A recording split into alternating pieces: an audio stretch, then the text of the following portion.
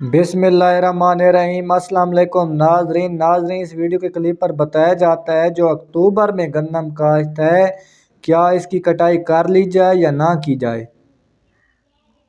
जो 20 अक्टूबर को गन्नम काश्त की थी वो गन्नम अब पक तो चुकी है, लेकिन वो अभी भी बारिश और हवा की वजह से थोड़ी थोड़ी सी हरी है। आपको पता होगा कि 30 तारीख को भी बारिश और 4 तारीख को भी बारिश आनी है, लेकिन जो गन्नम है ये बिल्कुल पक चुकी है। तो क्या गन्नम को काट लेना चाहिए या गन्नम खड़ी रहे। मेरा तो ये मशवरा है कि अगर आप गन्नम को काट देते हैं तो वो जो थब्बियों में पड़ी होगी वो स्मेल छोड़ जाएगी, और वो जो उस खुश्क होगी तो वो उसका सूखने में ज़्यादा टाइम लगेगा। अगर आपने इसको ऐसे ही खड़े खड़े रहने दिया तो वो जो है जल्द ही धूप लग 1-2 घंटा धूप लगने से ही सूख जाएगी।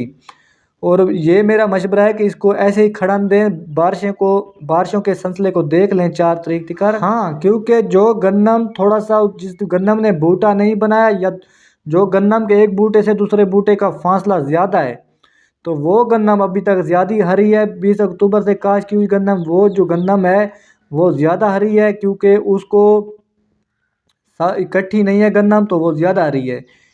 और जो गन्नम होती है इकट्ठी, मतलब बूटे के साथ ही बूटा, तो वो गन्नम जो है वो फुल पक चुकी है। क्योंकि बात ऐसी है कि जो गन्नम बिल्कुल थोड़ी सी बूटे जिस गन्नम ने नहीं बनाया, जो गन्नम पतली थी बूटे में, वो भी गन्नम बारिश और हवा की वजह से बिल्कुल गिरी पड़ी है।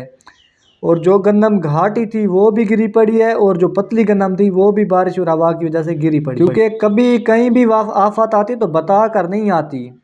और मेरा तो मशवरा यही है कि आपने 4 तारीख तक देख लेना है, 4 तारीख तक बाद गन्नम की कटाई करा।